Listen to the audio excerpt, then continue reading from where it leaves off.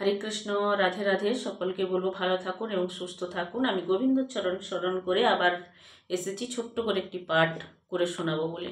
তো আজকে যে পাঠটি আমি করে শোনাবো সেটি হচ্ছে আত্মার সংখ্যা বাড়ে না তবুও জনসংখ্যা বৃদ্ধি পায় কেন।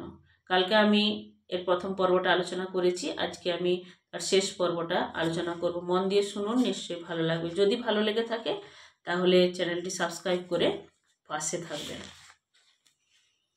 আমরা সকলে জানি পুরাণ অনুসারে আত্মার কোনোদিন জন্ম হয় না, আত্মার কোনো মৃত্যুও নেই।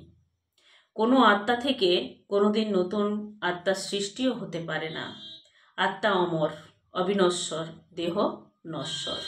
আত্মা শুধুমাত্র একটি শরীর ধারণ করতে পারে, তারপর পৃথিবীতে তার কার্যকালের মেয়াদ শেষ হলে সেই শরীর ত্যাগ করে। আবার যতক্ষণ না আত্মা তার কর্মফল ভোগ সম্পন্ন করে মোক্ষ লাভ করে ততক্ষণ পর্যন্ত এটি পুনর্জন্ম গ্রহণ করতে থাকে। অর্থাৎ হলো আত্মার সংখ্যা কোনোদিন বাড়ে না। আত্মা কেবল তার শরীর পরিবর্তন করে। তাই যদি হবে তবে পৃথিবীর জনসংখ্যা কেন বেড়ে যাচ্ছে, তো সেটা নিয়ে আমি আলোচনা করব। তো এবার বলবো মানুষের সংখ্যাটা বা জনসংখ্যাটা কেন বেড়ে যাচ্ছে। আমরা জানি যে হিন্দু পুরাণ অনুসারে আমাদের 4টি যুগ আছে। এই 4টি যুগ হলো সত্যযুগ, ত্রেতা যুগ, দ্বাপর যুগ, কলিযুগ। প্রতিটি যুগকে ভগবান ব্রহ্মার একটি দিন বলে মনে করা হয়। প্রতিটি যুগের শেষে যখন ভগবান ব্রহ্মা ঘুমিয়ে পড়েন তখন সেই যুগের পরিসমাপ্তি ঘটে। আবার যখন তিনি জেগে ওঠেন তখন আবার সৃষ্টি হয়, তখন আবার সেই সৃষ্টির শুরুটা হয়ে থাকে।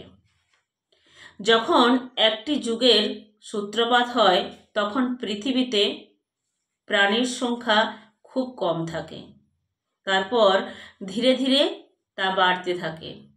প্রতিটি জীবাত্মারা ব্রহ্মলোকে বাস করে, তারপর নিজ কর্ম অনুযায়ী সে এই পৃথিবীতে জন্ম লাভ করে। প্রতিটি প্রাণীকেই 84 লক্ষ যোনিতে জন্ম নিতে হয়।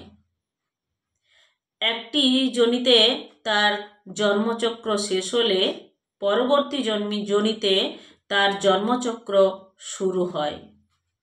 এইভাবে ধীরে ধীরে সে মানুষ জন্ম লাভ করে। মনুষ্য জন্মের প্রতিটি পরিবারের জীবিত সবথেকে বয়োজ্যেষ্ঠ সদস্যের পূর্ববর্তী 3 জন সদস্য পিতৃলোকে বাস করে। এরপর পরিবারের একজন সদস্যের মৃত্যু ঘটে, তখন পিতৃলোকের একজন আত্মার মৃত্যু ঘটে এবং তিনি পৃথিবীতে জন্ম নেন।